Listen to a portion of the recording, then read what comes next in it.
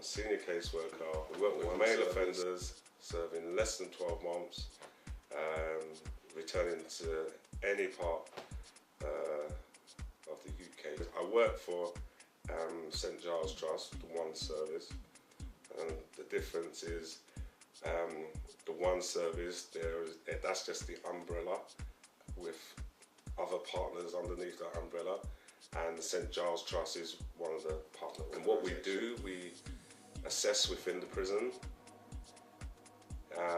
After that assessment, that initial assessment, we got caseworkers within the prison, connection workers, who do the initial assessment. Then after that, St Giles Trust caseworkers are supposed to go in within 7 to 10 days and do what's called a follow-up appointment, where we carry out what I would call like a more in-depth. So that's the kind of first time that we get to meet the person in the prison, so we start building the relationship from that point, and then it's easier to engage once your support from the gates to complete the most simplest or most difficult of tasks. So we can do just accompany to appointments, job centre, dip appointments, drug appointments, alcohol appointments, probation appointments, doctor's appointments, hospital appointments, any kind of appointment. We can just basically kind of offer a hand-holding service, just kind of keep. Obviously we have to assess the person's needs, so if the person is homeless, we need to know which route we're going to use to house that person. So there's a number of routes. We can approach the local authority for housing assistance, and usually you need to jump through a number of hoops, which most caseworkers, well, all caseworkers knows those hoops. And so, you know, when we're doing that kind of thing, we choose the right kind of route to go down.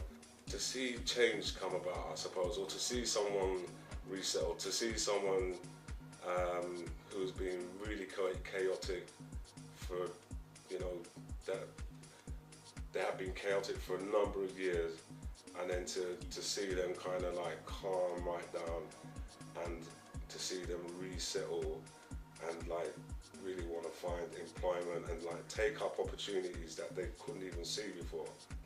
I think that is the most rewarding.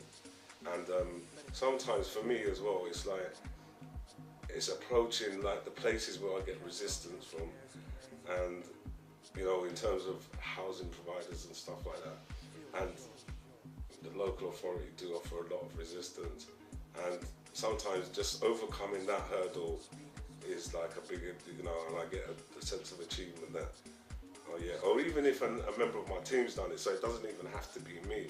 So even if I know someone else was taking on a chaotic client and has managed to resettle them and has done it through that kind of avenue, it does give me a sense of well-being. The worst thing about the job, I suppose, it's kind of double-edged sword, because someone coming out chaotic, can't house them through all the avenues, and you know, just as you're kind of making headway, that person's arrested and taken away.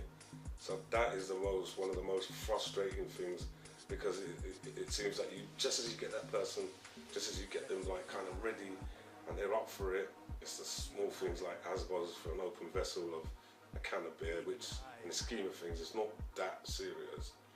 Go straight back to prison for something like that.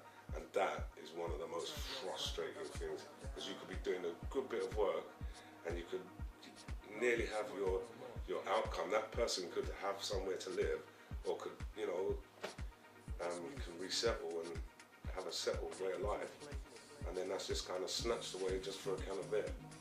And you think in the scheme of things it's not that important.